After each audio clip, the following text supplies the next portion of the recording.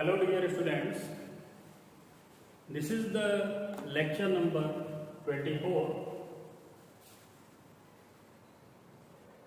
of the chapter first, life processes, and this is the internal structure of kidney after define the excretion and the structure of human excretory system. As per students, you all of you know, kidney is the main excretory organ of human body. It is composed of millions of minute structures of the tubular form, which is called uriniferous tubules. What students? Uriniferous tubules. The uriniferous tubules are also called nephrons. What students? Uriniferous tubules are also called nephrons. The nephrons or uriniferous tubules are the smallest structural and functional unit of our excretory organ, that is the kidney. It means nephrons are the smallest structural and functional unit of kidney. This is the internal structure of kidney, and here I take the LS of a kidney to show its medullary part very clearly.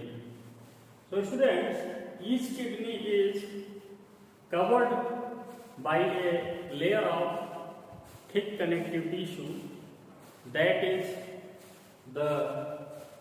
is called renal capsule. What?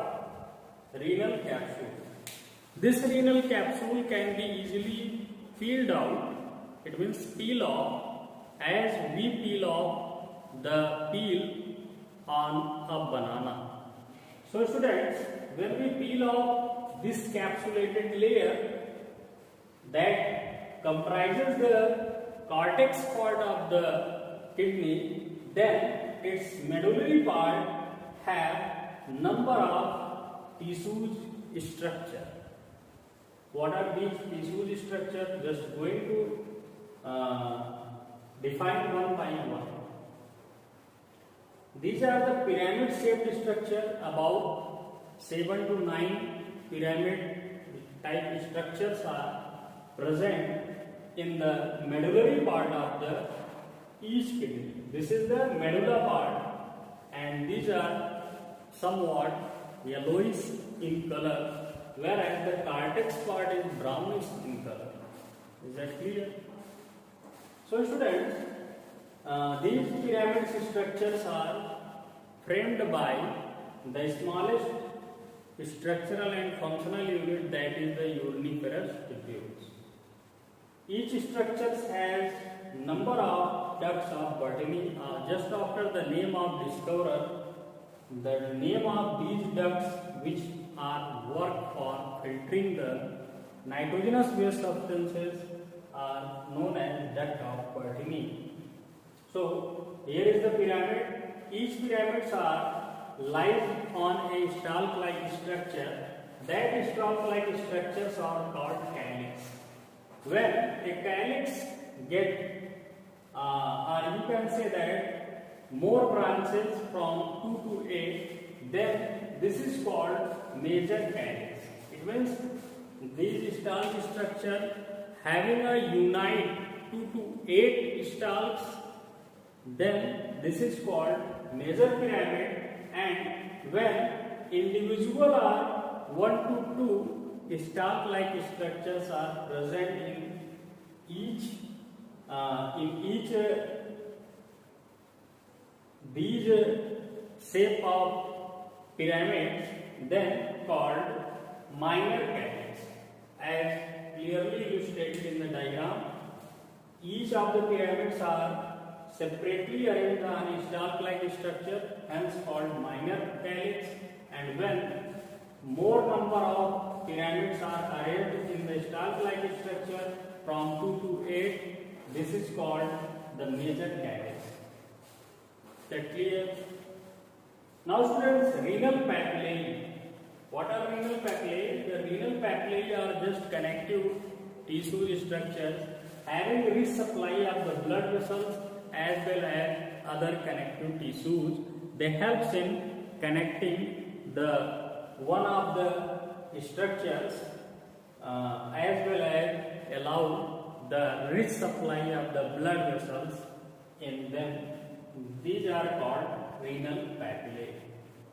Now students, each of the calyx, it means 2 to 8 calyx having in major calyx opens in a common duct, that is called the renal papillae. So renal papillae further opens in a common tubular structure at a region that is called pelvis.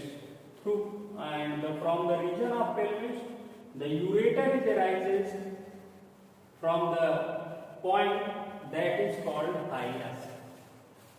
It means all the calyx are opens into the pelvis region, and further the pelvis open into ureter, and ureter helps in collecting the filtered nitrogenous waste which is filtered inside the uriniferous tubules into the urinary bladder, from where when the urinary bladder collect about 500 to 700 ml of the urine, then a pressure is exerted and a message is going to our brain for the process of micturition. So students, this is the opening of ureter, and the pyramids which are present in medullary region called medullary pyramid, the pyramid which are present on the base called base pyramid.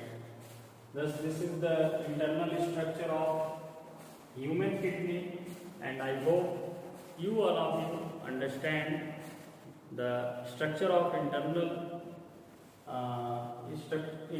structure of the human kidney quite well. We will meet with next topic, that is the nephron or uriniferous tubules. So thanks for joining today's lecture.